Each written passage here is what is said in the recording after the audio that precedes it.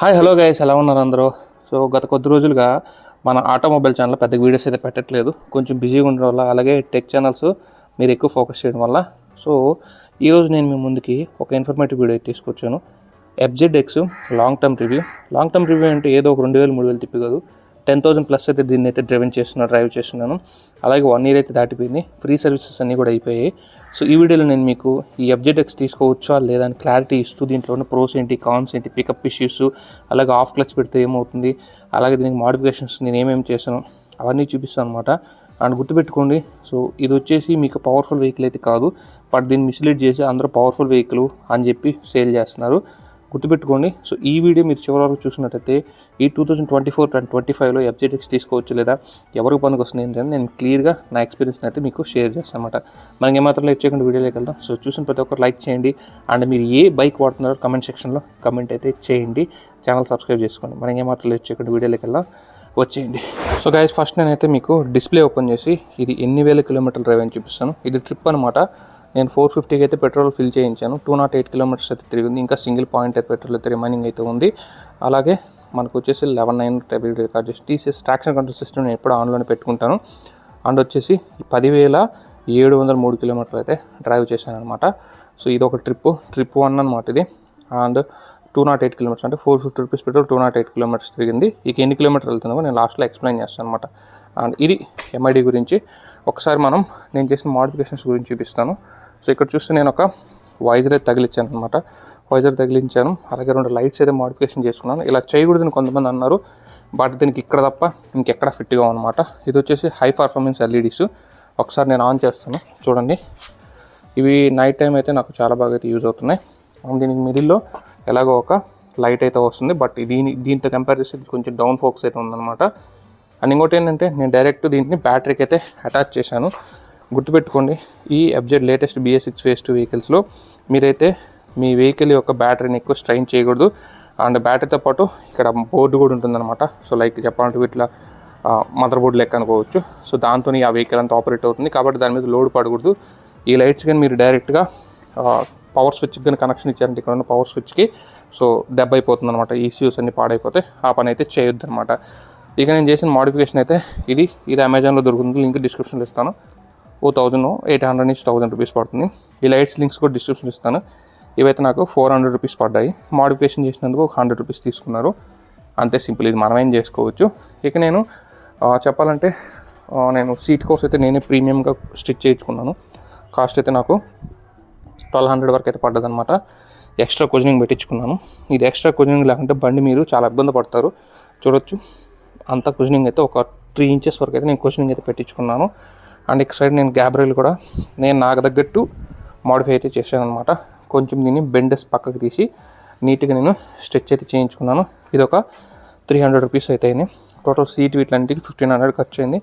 అలాగే ఈ break pedal అయితే నాకు చాలా ఇబ్బంది పెడుతుంది. దీంట్లో ఇది ఒక ప్రాబ్లం కూడా, ఇబ్బంది పెడుతుంటే నేను దీన్ని బయట దొరికే దాంతో ఒక 70 రూపీస్ పెట్టి నేను ఆల్టరేషన్ అయితే చేయించుకున్నాను. అందువల్ల నాకు ఇప్పుడు బ్రేక్ వేసేటప్పుడు కాన్ఫిడెన్స్ అయితే ఉంటుంది, గ్రిప్ అయితే దొరుకుతుంది అనమాట. ఇది నేను ఇప్పటివరకు చేయించినవి. తర్వాత గ్రిప్పర్స్ అయితే నేను దీనికి చిన్న అంటే ఇంత పెద్ద హ్యాండిల్కి నా పెద్ద చేతులకి ఈ మాత్రం గ్రిప్స్ లేకుంటే కొంచెం డ్రైవ్ చేసేటప్పుడు ఇబ్బందిగా అయితే ఉందన్నమాట. ఇక ముఖ్యంగా దీన్నైతే నేను ఆన్లైన్లో ప్రోటాపర్ అనే ఇది ఒక గేర్ సాఫ్ట్, లైక్ చెప్పాలంటే ఇది ఒక గేర్ ప్రొటెక్టర్ అనమాట. గేర్ వేసేటప్పుడు మనకు ఆ షూస్కి కానీ కాళ్ళకి కానీ ప్రొటెక్షన్ ఇస్తుంది, స్మూత్ అయితే ఉంటుంది. ఇది ఒక 80 రూపీస్ ఏమో. నేను 3 ఆర్డర్ పెట్టాను. ఇవి కూడా నేను అమెజాన్లో పెట్టాను. వీటి లింక్స్ కూడా డిస్క్రిప్షన్లో ఇస్తాను. వెహికల్కి ఏమేమి ఉండాలి అవన్నీ మ్యాండేటరీగా నేనైతే ఆర్డర్ పెట్టి తెప్పించుకొని చేసుకున్నాను అనమాట. ఇది ఓవరాల్గా నేను చేసిన మోడిఫికేషన్స్. ఇది మనకి ఇంజిన్ గురించి మాట్లాడాలంటే దీంట్లో 149cc single cylinder 2 valve 4-stroke engine అయితే వస్తుంది. దీంట్లో మీకు 5 gears ఉంటాయి, 1 డౌన్ 4 అప్ అయితే ఉంటాయి అనమాట. సో ఇంజిన్ పవర్ వచ్చేసి 12.2 PS అయితే వస్తుంది. టార్క్ కూడా ఇంచుమించు 12.4 అయితే వస్తుంది. యాక్చువల్లీ 149cc ఇంజిన్లో ఇది చాలా లో టార్క్ అండ్ పికప్ అని చెప్పొచ్చు. BHP అనేది పవర్ కూడా చాలా తక్కువ. దీనికి ఎందుకు తక్కువ ఇచ్చారంటే ఇది వచ్చేసి మనకి క్రూజర్ సెగ్మెంట్ అనమాట, పీస్ఫుల్ క్రూజర్ అని చెప్పొచ్చు. దీని సీట్ ఇవన్నీ కూడా ఏంటంటే మనకి పీస్ఫుల్గా క్రూజ్ చేయడానికి ఇచ్చిందే కానీ పర్ఫార్మెన్స్ వెహికల్ అయితే కాదు, ఇది మళ్ళీ చెప్తున్నాను. అందువల్ల దీనికి లో పవర్స్ అయితే ఉంటాయి. అండ్ మనం క్రూజ్ చేసేటప్పుడు ప్రతి గేర్లో ఇంచుమించు పికప్ ఒకేలా ఉంటుంది. ఫస్ట్ గేర్ కానీ, థర్డ్ గేర్ కానీ, ఫోర్త్ గేర్ కానీ ఏ గేర్ వేసినా సరే మీకు ఒకే రకమైన యాక్సలరేషన్ అయితే ఉంటుంది. సో అందువల్ల మీరు నాకు తెలిసి ఒక 45 దాకా 4 మొత్తం టోటల్ 5 గేర్స్ అయితే పడిపోతాయి. సో ఇది మీరు హై పర్ఫార్మెన్స్ కింద అయితే అసలు కన్సిడర్ చేయొద్దు. పీస్ఫుల్గా క్రూజ్ చేసుకుంటే 60 స్పీడ్లో మీరు ఆరామ్గా దీంతో ఎంత దూరం అని వెళ్ళిపోవచ్చు. బట్ ఈ కూలింగ్ సిస్టమ్ కూడా కొంచెం లిటిల్ బిట్ ప్రాబ్లం ఏంటంటే ఖచ్చితంగా మీరు 2500కి దీనికి ఇంజన్ అనేది చేంజ్ చేయండి. 2000 చేంజ్ చేసిన బెటరే. సో మనకి 2000 కిలోమీటర్స్ వరకు సో హ్యాపీగా వెళ్ళిపోవచ్చు. ఆ 2000 కిలోమీటర్స్ డాటాగా ఏంటంటే ఈ హీటింగ్ అయితే ఇంజిన్లో హీట్ అయితే వస్తుంది. సో వీలైతే 2000 కిలోమీటర్స్ చేంజ్ చేయండి, ఇది నా సజెషన్ అనమాట.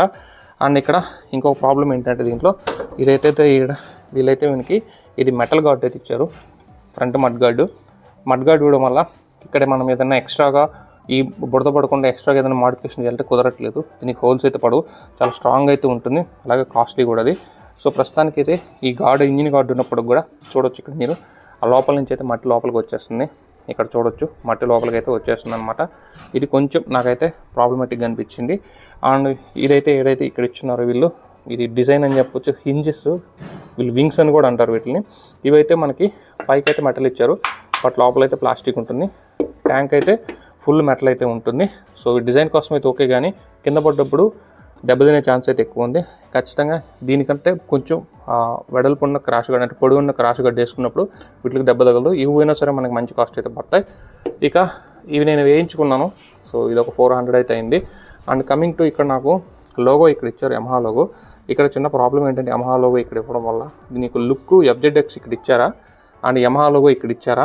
సో ఇది అటు ఇటు ఇచ్చింటే బాగుంటుంది, ఇది కూడా మనకు మెటల్తో ఇచ్చింటే బాగుంది అనిపించింది. ఇక్కడ కొంచెం పెయింట్ పోతే నేను అక్కడ ఆ పెయింట్ అంటే దీని మీద ఒక లేయర్ వస్తుంది, మ్యాటీ లేయరు, అది స్టిక్కర్ లాగా ఉంటుంది అనమాట. అది పోతే నేను ఇక్కడ చిన్నగా ఒక ప్యాచ్ అయితే వేశాను అది. ఇక coming to chain drive system కాబట్టి ఇక్కడ మీకు చైన్ డ్రైవ్లో నేను ఒకటి చెప్పాలి. ఈ చైన్ డ్రైవ్ ఏంటంటే మీరు ఎంత మెయింటైన్ చేస్తే అంత లైఫ్ వస్తుంది. ఇప్పుడు 11,000 కిలోమీటర్స్ అప్రాక్సిమేట్లీ డ్రైవ్ చేస్తున్నాను. ఇక్కడ హెవీ రేంజ్ పడుతున్నాయి మాకు. సో చైన్ అది ఎంత నీట్గా ఉందో చూడండి. ఆల్మోస్ట్ నేను ఒక 500-600 కిలోమీటర్స్ నీట్గా క్లీన్ చేసుకుంటాను. సో నేనేం చేస్తానంటే దీనికి చైన్ స్ప్రే కొట్టద్దు. చైన్ స్ప్రే కొడితే 2-3 డేస్కి అయితే ఎండిపోతుంది. చైన్ స్ప్రే కాకుండా దీనికి యమహాలోనే గేర్ ఆయిల్ అని ఉంటుంది, స్కూటీస్కి ఉంటుంది, అది నేను యూజ్ చేస్తాను. సో అక్కడ మీకు కనిపిస్తుందో లేదో థిక్గా మనకైతే చైన్ మీద ఒక లేయర్ ఫామ్ అయింది కదా, ఇక్కడ చూడొచ్చు. అందువల్ల ఏంటంటే దాన్ని వేయడం వల్ల నాకు అలా అయితే వచ్చిందనమాట. ఇది కొంచెం మనకి చైన్ లైఫ్ని ఇంక్రీజ్ చేస్తుంది, స్మూత్ అయితే ఉంటుంది. చైన్ అయితే అంత తొందరగా రస్ట్ పట్టట్లేదు. అదే మనం చైన్ స్ప్రే కొట్టామంటే ఈజీగా రస్ట్ పట్టిపోతుంది. నాకైతే చైన్ స్ప్రే అంత మంచిగా అనిపించలేదు. ఇక బ్యాక్ సైడ్ టైర్ హగ్గర్స్ అయితే ఇచ్చున్నారు. ఇచ్చినప్పటికి కూడా మనకి డస్ట్ అయితే ఇది కొంచెం లాంగ్ గ్యాప్ అయితే ఉండడం వల్ల మనకి ఇక్కడ సైడ్ బ్యాక్ సైడ్ కూడా మనకి మడ్గాడ్ అయితే షార్ట్ ఉండడం వల్ల కొంచెం దుమ్ము అయితే మనకి బుడద కానీ దుమ్ము కానీ ఎక్కువైతే లోపల చేరుతుంది అనమాట ఇక్కడ. సో అది నాకు కొంచెం ఇబ్బందిగా అనిపించింది వాష్ చేసేటప్పుడు. బట్ నా దగ్గర మనకి ప్రెజర్ వాషర్ ఉంది కాబట్టి పని అయితే ఈజీగా అయిపోతుంది. అండ్ రస్ట్ కూడా బాగానే వస్తుంది. సో ఇక్కడ చూడొచ్చు రస్ట్ వస్తే నేను బ్లాక్ స్ప్రే కొట్టుకున్నాను. రస్ట్ అయితే నాకు 1 year 3 months అవుతుంది. రస్ట్ అయితే ఇప్పుడు కనిపిస్తుంది, బట్ మెయిన్ పార్ట్స్కి అయితే ఎక్కడ రస్ట్ అయితే రాలేదన్నమాట. ఈ కమింగ్ టు టైర్ గురించి మాట్లాడాలంటే ఇది మనకు చూడొచ్చు, ఇక్కడ మనకి 140 సెక్షన్ టైర్ ఇచ్చారు. మనకి ముందర 110 సెక్షన్ టైర్ అయితే ఉంటుంది, సారీ 120 ఉంటుంది. 140 సెక్షన్ టైర్ అయితే ఇచ్చారు, 140/60 R17. అండ్ ఇది వచ్చేసి రేడియల్ అండ్ మనకి ఇది బ్లాక్ ప్యాటర్న్ టైర్స్ అంటారు, MRF. ఇవి వీళ్ళ దగ్గర మాత్రమే దొరుకుతాయి. టైర్ కూడా మనకి 4,000 దాకా కాస్ట్ ఉంటుంది. ఈ వెహికల్ కొంచెం మెయింటెనెన్స్ వెహికల్ అని చెప్పొచ్చు. ప్రతి ఐటమ్ ప్రీమియం అయితే ఉంటుంది. సో MRFది వాళ్ళది. సో ఇది వచ్చేసి నాకు ఇప్పుడు 10,000 కిలోమీటర్స్కి ఈ రేంజ్లో అయితే అరిగి ఉందన్నమాట. ఇక్కడ మీరు చూడొచ్చు. మోస్ట్లీ ఇంకొక 10,000 to 15,000 కిలోమీటర్స్ దీంతో నేను డ్రైవ్ చేయొచ్చు. టైర్ గ్రిప్ చాలా బాగుంటుంది, రోడ్ గ్రిప్ బాగుంటుంది, బ్రేకింగ్ బాగుంటుంది. ఈ టైర్స్తో ఆఫ్ రోడ్ కూడా ఈజీగా చేసుకోవచ్చు. ఎంత మడ్లో ఉన్నా సరే దీంట్లో ట్రాక్షన్ కంట్రోల్ సిస్టమ్ వల్ల అదే ఆటోమేటిక్గా మడ్లో వెళ్ళంగా ఆన్ అయిపోతుంది. సో బయటకు వచ్చేస్తుంది. సో ట్రాక్షన్ కంట్రోల్ సిస్టమ్ దీంట్లో ఒక ప్రో అండ్ ఒక కాన్ కూడా అనమాట. సో కాబట్టి టైర్స్ అయితే నాకు చాలా బాగా నచ్చాయి. సో అంటే మనకి ఎంత ధైర్యంగా ఉంటుందంటే దీంతో అంత ధైర్యంగా డ్రైవ్ అయితే చేసుకోవచ్చు అనమాట. సో ఇక ఫ్రంట్ కూడా చూడొచ్చు మీరు, ఇది మెటల్ గార్డ్ అయితే వస్తుంది, అన్ని ప్రీమియం ఉంటాయి. ఇక్కడ మనకి షాక్ అబ్జర్వర్స్కి సో కప్స్ అయితే వస్తాయి అన్నమాట. సో ఇవి సేఫ్టీ కోసం ఇచ్చారు. అండ్ అలాగే నాకు చాలా బాగా అనిపించింది. సో ఇవి ఉండాలి, ఇవి ఉంటే చాలా బెనిఫిట్స్ ఉన్నాయి. అవి ఏంటంటే మీకు ఏదైనా బుడతలు వెళ్ళినప్పుడు ఆ మడ్డ అంతా దీంట్లోకి వెళ్ళదు, ఆఫ్ రోడ్లో వెళ్ళేటప్పుడు చాలా బాగా ఇవి యూజ్ అవుతాయి. అలాగే దుమ్ము వెళ్ళదు. షాక్ అబ్జర్వర్స్ అయితే మనకు తొందరగా ఆయిల్ కట్టుకోకుండా యూజ్ అయితే అవుతుంది. సో ఇవి లాంగ్ సెక్షన్ వచ్చిందనమాట. ఇది మనకి 40+ mm టెలిస్కోపిక్ సస్పెన్షన్ కాబట్టి మనకు చాలా బాగా అయితే వర్క్ అవుతుంది. హెవీ సస్పెన్షన్ అనమాట. ఇది మీరు గుంతలో పడ్డా కూడా పెద్ద పెద్ద గుంతల్లో కూడా పెద్ద రియాక్షన్ అయితే ఉండదు. సో నా కారే రియాక్షన్ ఇస్తుంది, ఇదైతే పెద్ద రియాక్షన్ కూడా ఇవ్వదు అనమాట గుంతలో పడ్డప్పుడు. ఇక ఫ్రంట్ విషయానికి వస్తే బైబ్రీ డిస్క్ అయితే వస్తుంది. ఇది మనకి 300+ mm అయితే డిస్క్ అయితే వస్తుంది అనమాట. సో ఇక్కడ చూడొచ్చు 3.5 mm థిక్నెస్ అయితే ఉంది. అలాగే దీంట్లో మనకి టైర్ సెక్షన్ వచ్చేసి 100/80 అయితే వస్తుంది. గుర్తుపెట్టుకోండి 100/80 వస్తుంది. ఇందాక 120 అని చెప్పాను, 100/80 అయితే వస్తుంది. 17 inches వీల్స్ అయితే వస్తాయి. అండ్ మనకి గ్రిప్ కానీ బ్రేకింగ్ కానీ చాలా ఎక్సలెంట్గా ఉంటుంది ఈ వెహికల్లో. సో మీరు బ్రేక్ వేసినప్పుడు ఈ బైబ్రీ క్యాలిబరు చాలా ఫాస్ట్గా రియాక్ట్ అవుతుంది. దీంట్లో సింగిల్ ఛానల్ ABS అయితే ఉంది. అండ్ బ్యాక్ సైడ్ మనకి నిస్సాన్ క్యాలిబర్ అయితే వచ్చింది, నిస్సాన్ క్యాలిబర్. సో ఫ్రంట్ అయితే బైబ్రీ వచ్చింది. బ్రేకింగ్ అయితే నాకు ఫ్రంట్ బ్రేక్ మీద నేను ఫుల్గా డిపెండ్ అవుతాను, బ్యాక్ బ్రేక్ అన్నా కూడా నాకు చాలా బాగా అనిపిస్తుంది బ్రేకింగ్. సో మనకి బ్రేకింగ్ విషయంలో ఎటువంటి ప్రాబ్లం లేదు. బట్ సమ్ టైమ్స్ మరీ సడన్గా బ్రేక్ వేసినప్పుడు బ్యాక్ బ్రేక్ కానీ ఎక్కువ ప్రెస్ చేస్తారంటే బ్యాక్ సైడ్ కొంచెం సైడ్కి లాగినట్టు అనిపిస్తుంది. అప్పుడు కూడా మన ఫ్రంట్ బ్రేక్ మీద డిపెండ్ అవ్వడం మేలు. ఎక్కువ ఫ్రంట్ బ్రేక్ మీద డిపెండ్ అవ్వండి, అంత ఈజీగా స్కిడ్ అవ్వదు. దీనికి టైర్ గ్రిప్ కానీ అండ్ ఈ బ్లాక్ బటన్ టైర్స్ అయితే చాలా మంచిగా రోడ్తో కనెక్ట్ అయితే ఉంటాయి. ఈవెన్ మడ్లో కానీ శాండ్లో కానీ ఎక్కడైనా సరే ఫ్రంట్ బ్రేక్ అయితే మీకు 100% మిమ్మల్ని అయితే బయట పడేస్తుంది అనమాట. సో ఇక విషయానికి వస్తే ఇక్కడ నాకు సైలెన్సర్ మీద నాకు కొంచెం రస్ట్ అయితే వచ్చింది.